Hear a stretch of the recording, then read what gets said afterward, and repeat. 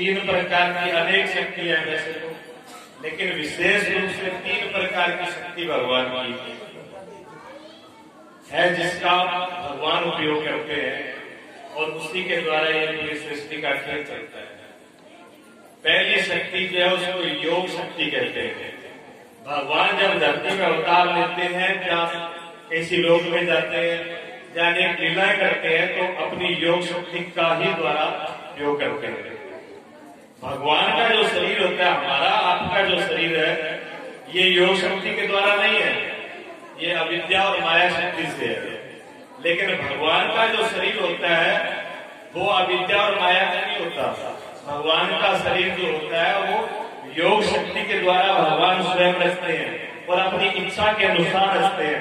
जैसा उनको जरूरत होती है वैसा ही उसकी रचना करते हैं और उससे कार्य करके फिर उसी में अपने आप को समेट लेते हैं। जैसे आपने मकड़ी को देखा होगा, मकड़ी अपने अंदर से जाला निकालती है और अपने अंदर खींच भी लेती है।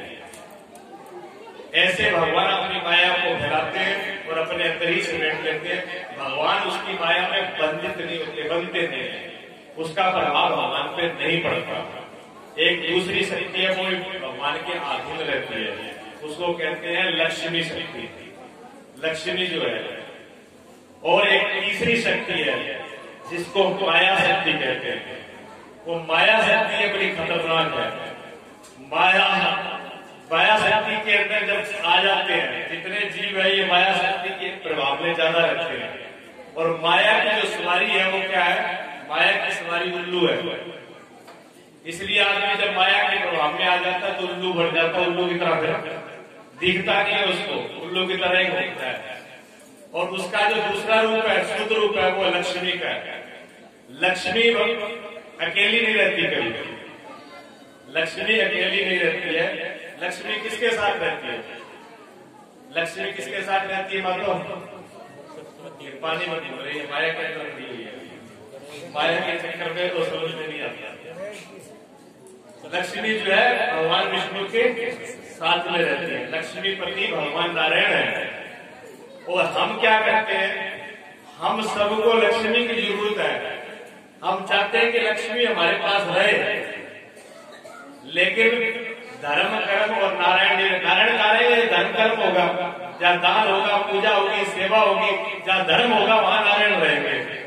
हम उसको नहीं चाहते, हम नारायण को भी नहीं चाहते, हम सिर्फ लक्ष्मी को चाहते हैं। पर लक्ष्मी अकेली नहीं रहती, फिर क्या आती है? माया आती है। और जब माया आती है तो माया के प्रभाव में फिर क्या हो जाते हैं? उल्लू बन करके घूमते हैं, यानी अपनी मर्यादा को छोड़ देते हैं। दिखाई नहीं देता उनको भी हमें क्या करना चाहिए, क्या नहीं करना चाहिए, हमारा जीवन किधर को जा रहा है, हमारे जीवन का उपयोग क्या होना है, किसके लिए हम इस धरती पे आए हैं और कहाँ हमें जाना है। और एक एक श्वास, एक एक इच्छा इस जीवन का किस में लगा रहे हैं, वो व्यर्थ हो रहा है या सार्थक हो रहा है, उसका उपयोग क्या हो रहा है। पूरे दिन हम खाने पीने में बिता रहे हैं, सोने में बिता रहे हैं, या ताश में हुक्का में बिता रहे हैं, नशा में बिता रहे हैं, या लड़ाई में बिता रहे हैं, कोर्ट कचहरी में बिता रहे हैं। ये सब प्रकार के प्रभाव आते हैं। माया जब घर में आती है, मर्यादाएं खत्म होने लगती है, चुन्नी सिर से या मोड़े पे आ जाती है, कुछ किसी तो कमर पे भी आ जाती है, और कुछ को बिल्कुल नीचे उतर जाती है। और कपड़े जो है यहाँ तक जो पहनते हैं वो यहाँ आ जाते हैं, यहाँ तक आ जाते हैं, घुटनों तक आ जाते हैं। लड़कों की बात नहीं, लड़कियों के भी जब माया का प्रभाव आता है, उनको देख के मालूम पड़ता है बड़े घर की लड़कियां हैं, क्योंकि उनके पास पहनने के लिए पूरे कपड़े ही नहीं है, कपड़ों की कमी आ गई। ये उनकी बस की बात नहीं है, माया का प्रभाव है। माया देख रूप बदलता है, भाषा बदल जाती है माया में आके। आगे वाला दिखता नहीं है, कहते उसको इसे नीचे छाती से नीचे नहीं दिखता, ऊपर का दिखता है, ऐसा लोग बोलते हैं। माया का ऐसा रूप है, माया का शुद्ध रूप लक्ष्मी है। अगर लक्ष्मी के रूप में रखना चाहते हो माया को, तो फिर धर्म कर्म करना होगा, फिर नारायण को लेना होगा। आप सभी लोग जानते हैं कि कन्या आपके घर में रहती है, और जब वो शादी के योग्य हो जाती है, आप उसकी शादी भी कर देते हो। शादी के बाद में क्या पूरी उम्र के लिए कन्या को अपने घर पे रखते हो? आप रह सकती है कन्या? शादी के बाद पूरी उम्र आपके घर पे रह सकती है? नहीं रह सकती। आप बोलो नहीं रह सकती, इन्होंने इससे ला दिया, लेकिन मैं कहता हूँ रह सकती है। कन्या आपके घर में शादी के बाद भी पूरी उम्र रह सकती है, लेकिन उसकी शर्त यह है कि लड़का घर ज्वाई होना चाहिए, लड़का घर पे ही रहना चाहिए, तो रहेगी। लड़का भी सेवा करेगा, लड़की भी सेवा करेगी। ऐसा तो हो सकता है ना? हो सकता है नहीं? रह सकते हैं। तो भगवान विष्णु को तो छोड़ दिया, धर्म छोड़ दिया, दान पुण्य छोड़ दिए, अच्छाई छोड़ दी, और लक्ष्मी को रखना चाहते हैं। लक्ष्मी तो भाग जाएगी। जब लक्ष्मी आती है भगवान के साथ में, तो भगवान की सवारी क्या है? गरुड़ जी। गरुड़ जी वैराग और दूरदृष्टि के प्रतीक है। उल्लू अंधकार और अज्ञान का प्रतीक है। जब उल्लू आता है तो अंधकार और अज्ञान छाता है, और जब गरुड़ जी आते हैं तो वैराग धर्म कर्म होता है, दूर, यहाँ से नहीं आगे का दिख जाता है। माया में जब आदमी अंधा हो जाता है, माया में अंधे व्यक्ति को एक पैर का आगे भी नहीं दिखता, वो इतना अंधा होता है। वो ये किसी के साथ भी दुर्व्यवहार कर सकता है, वो अपनी माँ के साथ भी दुर्व्यवहार कर सकता है, वो अपने पिता के साथ भी दुर्व्यवहार कर सकता है, वो अपने पड़ोसी के साथ भी दुर्व्यवहार कर सकता है, वो अपने गुरु पीर भगवान से भी दुर्व्यवहार कर सकता है, क्योंकि उस टाइम में वो खुदा खुदी होता है। ऐसा उसको लगता है, होता तो नहीं पर लगता है उसको भी सब कुछ हमें। लेकिन जब व्यक्ति माया के प्रभाव में नहीं होता, लक्ष्मी के साथ में जीता है, तब गरुड़ जी साथ में होता है। तब अगर बोलेगा सोचेगा तो बहुत आगे की सोचेगा कि मैं ये गलत शब्द बोल रहा हूँ, इससे कोई किसी का नुकसान तो नहीं होगा, किसी का अपमान तो नहीं होगा, आपकी बात मुझे देनी तो नहीं पड़ेगी, आज का विवाह किया फिर लौटाना तो नहीं पड़ेगा। वो सोच समझ के विचार करके फिर आगे विवाह करेगा, वो उल्लू की तरह विवाह नहीं करेगा। अब दोनों में निर्णय कर लीजिए आप, कौन किसके प्रभाव में? आपको दिख जाएंगे, आपके पास में आपको खुद ही दिख जाएंगे कौन किसकी प्रभाव में जी रहा है। ये शक्ति सभी परमात्मा की है, लेकिन एक में तमो गुण है, एक रजो गुण है, एक में सतो गुण है। ये गुणों का प्रभाव अलग अलग है। किससे हमें बदलना है? माया की शक्ति बांधने वाली है, माया बांधती है। माया के प्रभाव में व्यक्ति नीचे गिरता चला जाता है, उसको पता नहीं चलता कि मैं कहाँ चला गया। ऐसे एक माया के प्रभाव में गांव में व्यक्ति था, कोई चक्का की बात बच्चों मिलने की बात, महाराज चक्का की बात करते थे। चक्का तो बहुत अच्छा गाँव है। मैं कहता हूँ लड़कों को, यहाँ के जो बच्चे हैं, अभी युवा बच्चे हैं, उनमें सभ्यता है, बोलने की सभ्यता, व्यवहार करने की सभ्यता, और सेवादान उनमें भी सभी लोग बहुत करते हैं। एक गांव की ये घटना आपको बता रहा हूँ, सचमुच घटना है। वो माया के प्रभाव में था, बड़ा पैसे वाला था, चौधरी आदमी था। तो कोई भी अगर उनके पास आता था, भिखारी गेट पे आ जाता तो वो गाली गलौज कर देता, चल चल आगे देख, कमाते नहीं खाते नहीं, उठा करके आ जाते। कोई गौशाला वाले चले गए, गौओं के लिए कुछ गौओं की सेवा हो जाए। क्यों? अगर गौएं भूखी रहती हैं, जिस जगह पर गौओं पीड़ित होंगी, भूखी होंगी, वो अकाल का कारण बन जाती है। और जहां पर गौएं प्रसन्न रहती हैं, उस जगह पर कभी काल पड़ नहीं सकता। एक यूपी के अंदर शहर था जी, मैं उसका नाम भूल रहा हूँ, टीवी में भी आया था। उस शहर के अंदर बंदर बहुत थे, बंदर बहुत थे। शहर वाले परेशान हो गए, उन्होंने कहा बंदरों को निकालो यहाँ से। उन्होंने टीम में बंदरों को पकड़ने वाली बुलाई, पूरे शहर के बंदर पकड़ करके जंगल में छोड़े आए। बंदर तो जंगल में छोड़े आए और शहर के अंदर काल पड़ गया। 3 साल तक काल पड़ा, लोग भूख मरने लग गए, बीमारी फैल गई। फिर किसी समझदार लोगों ने, ज्योतिषियों ने बताया कि आपने बंदर आपका क्या खा रहे थे? थोड़े बहुत परेशान करते, चीज उठा के खा जाते, कपड़े फाड़ देते, लेकिन काल तो नहीं पड़ रहा था। फिर दोबारा बंदरों को लेकर के आए। कोई भी जीव आपसे कुछ ले नहीं रहा है, आपको देगा आपके साथ। आप अपने घर का विचार कर लीजिए, आपके घर में जब 2 जीव थे तब भी भूखे नहीं सोते थे, और अब 50 हो गए तो क्या भूखे सो रहे हो? तभी अन्न भरा हुआ बड़ा है। परमात्मा ने घर में कमी नहीं पड़ती, देने वाला चाहिए, हृदय चाहिए। गौ माता जहां पर रहती है वहां कोई कमी नहीं आती। कुर्तगढ़ के पास में गांव है शेख सर, जटों का गांव है। हम चले गए थे वहां, थोड़ा सा पानी चरका था वहां का। ऐसी बैठने की बात होने लगी हमारी। मैंने कहा ये पानी चरका कैसे है इसमें आपका? तो बुजुर्ग बैठे हुए, उन्होंने कहा स्वामी जी पानी बहुत ही अच्छा था, यार अमृत जैसा पानी था। और यहाँ पर पानी संत आए और गौएं उनके पास में थी, तो उन्होंने कुएं के ऊपर पानी भर रहे थे कुछ गांव के लोग। उन्होंने कहा कि गौएं भूखी है, हमें गौओं को पानी पिला दो। उन्होंने कहा महाराज नहीं, यहाँ पानी नहीं है। दूसरे ने कहा महाराज आगे देखो, पानी खा रहा है यहाँ पर, इस कुएं का पानी खा रहा है, गौओं के पीने के लायक नहीं है। उन्होंने कहा ठीक है, खा रहे से। वो बोल के चले गए। वो चले गए, जब वहां तो पानी पिला और स्वर बंद कर दिया। लोगों ने देखा बात क्या है, ठीक है, देखा तो पानी जहर जैसा हो गया। जहर जैसा पानी हो गया तो बच्चा एकदम पानी एकदम कैसे सा खराब हो गया। तो उन्होंने कहा एक महात्मा कुआं लेकर के आए थे और हमने उनको ऐसा बोल दिया। अब कुछ समझदार लोग थे, उन्होंने कहा तुमने पूरे गांव का सत्यानाश कर दिया। चलो पूरा गांव पीछे दौड़ कर गया महात्मा के पास में। महात्मा को जाकर के दंडवत पड़ा, 3 किलोमीटर आगे निकल गए। बड़ी मेहनत से उनको मनाया। पहले तो वो राजी नहीं हुए लौटने के लिए। फिर जब पूरी मेहनत करी तो उन्होंने कहा 2 ही शर्तों में जाता हूँ।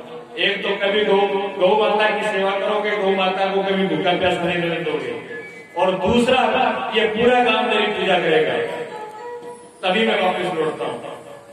उन्होंने कहा हमको सब कुछ मंजूर है। तो लौट के आए तो उन्होंने कहा ये पीने लायक होगा, जैसा था वैसा नहीं होगा। तो पीने लायक हो गया, पूरा मीठा नहीं हुआ। आप कोई भी जाकर के शेख सर में देख सकते हो, घर घर में फोटो मिलेगा उस महात्मा शेख फरीद का। शेख फरीद का घर घर में फोटो मिलेगा, कुएं में मिलेगा। शेख फरीद ही थे जो गऊ के लेके जा रहे थे। तो गऊओं का अपमान करने से माया के विमान। तो गौशाला वाले पहुंचे वहां पर कि कुछ दे दो हमें। उन्होंने कहा गौशालों वालों को रोज का धंधा ही है, इतना क्या गऊएं खा जाती है, ये सब अपने अपने घर पे पेट भर रहे हैं, अपना लेकर के चले जाते हैं। बुरा भला का उन्होंने कहा ठीक है, भी तेरी श्रद्धा है तो दो, बुरा भला बोलने की जरूरत नहीं है। पूरे सब लोग दे रहे हैं तो हमने आपसे भी बोल दिया, सब लोग दे रहे हैं तो हम आपके पास भी आ गए। तो उसने दान नहीं दिया। एक बार घूमते घूमते फकीर आ गया। फकीर को पता नहीं था, उन्होंने देखा बहुत बड़ा महल है, बहुत बड़ी कोठी है, बहुत घर वाला है। उन्होंने सोचा बहुत ही धर्मात्मा महात्मा आदमी है, उन्होंने अलग जगा दी। अलग करेंगे कुछ भोजन के लिए मिल जाएगा। क्या महाराज यहाँ पर नहीं दरी रोटी, यहाँ पर तो दरी है सोटी। ये लठ दिख रहा है ना, हट्टे कट्टे घूम रहे हो, सारा कुछ हाथ पैर दे रखा है भगवान ने, कमाया नहीं जाता, वो उठा करके आ जाते हैं। ये जो सोटी दिख रही है। उन्होंने कहा ठीक है महाराज, आपने कुछ मुझे दिया तो सही, खाली वापस नहीं लौटाया। आपने रोटी नहीं दी, सोटी दी, लेकिन मैं खाली तो नहीं लौट रहा हूँ, कुछ लेके ही लौट रहा हूँ। आपका धन्यवाद, सत धन्यवाद करके आगे बढ़ गए। लेकिन समय एक साथ नहीं रहता, और समय का परमट नहीं है किसी के पास, और जीवन का परमट नहीं है किसी के पास है। ये जीवन हमेशा ऐसा ही रहेगा, और ये समय भी ऐसा रहेगा, और ये माया भी ऐसी रहेगी। ये परमट किसी के पास नहीं है। थोड़े दिनों के बाद में क्या हुआ, वो चौधरी थे सुधार गए थे, स्वर्ग सुधार गए, पता लगा। और वो संत पासरे के आए हुए थे, उनका डेरा डला हुआ था। गांव के लोगों ने कहा कि फलाना भी मर गया, फलाना भी मर गया। संत ने सुना, संत तुरंत अपने कमंडल उठाया और लेकर के सीधे शमशान में पहुंचे। शमशान में लोगों को लेकर के आए। उन्होंने कहा भैया 1 मिनट रुक जाओ, 1 मिनट रुक जाओ, मुझे इससे बात करनी है चौधरी से। इस चौधरी से मुझे बात करनी है, मुझे बात कर लेने दो, उसके बाद में आप जो करो सो कर देना, जो रीति रिवाज आपकी है। तो महात्मा बैठ करके बात कर रहे हैं। किससे बात कर रहे हैं? वो चौधरी जो मुर्दा में लिखा है, उसी से बात कर रहे हैं। और महात्मा वहां बैठ करके लिख रहे हैं। क्या लिखा? कहाँ गिरे तेरे बेअल बेले ठाठ, कहाँ गिरे तेरे बेअल बेले ठाठ। अब क्यों ऐसी खामोशी है, गर्मी की वाणी कहाँ गई? क्यों चित पड़ा है चाल तेरी, बाकी मस्तानी कहाँ गई? कुछ तो बतला दे आज हमें, तेरी गुमन गुमानी कहाँ गई? अब संत वहां पर बैठे उससे बात कर रहे हैं। अब क्यों ऐसे खामोशी में पड़ा है? बिल्कुल बहुत बड़ी बड़ी बातें करता था, बड़ी तिरछी बातें करता था। कोई धर्म कर्म करता था, कोई पूजा के नहीं जाता। देखो ये आ गया पुजारी, ये सबसे बड़ा परमात्मा। कोई सत्संग करता तो ये सारा ब्रह्म ज्ञान इसी के पास है। ये ब्रह्म ज्ञानी इकट्ठे हो गए सारे। कोई भगत निकलता अपने मस्ती में, ये पागल है मूर्ख है। घर वाले करते तो कुछ करते नहीं, वहां चले जाते हैं, कोई गौशाला में चला जाता है, कोई बाबा के पास चला जाता है, कोई मंदिर में धक्का खाता है, नीवी बातें उसकी बनाते हैं। आज वो बातें कहा गई कि वो पूछ रहे हो कि बड़ी बड़ी बातें बनाता था वो, लेकिन आज उसको बतला मुझे अब क्यों ऐसी खामोशी है, गर्दीली बानी कहाँ गई, क्यों चित पड़ा है चाल तेरी, बाकी मस्तानी कहाँ गई, कुछ तो बतला दे आज हमें, तेरी गुमन गुमानी कहाँ गई, चेहरे पे चमक बिल्कुल नहीं, सारी नूरानी कहाँ गई, अब बोल जरा ओ अभिमानी, तेरा वो इकराना कहाँ गया, दीनों दुखों की गरीबों को गिरदों को गिराना कहाँ गया, ऊंची नीची तिरछी टेढ़ी बातों का बनाना कहाँ गया, और भौरों की तरह दिन रात भरना तेरा कहाँ गया, खबर नहीं काया के नीचे काठी है काठ, कहाँ गए तेरे बेअल बेले ठाठ, कहाँ गए तेरे बेअल बेले ठाठ। अब चेहरे पे जो रात दिन क्रीम पाउडर लगा के रखता था, बड़ा चमका कर मूछों को ताल लगा करके चलता था, और पैर भी तेरे सीधे नहीं बनते थे,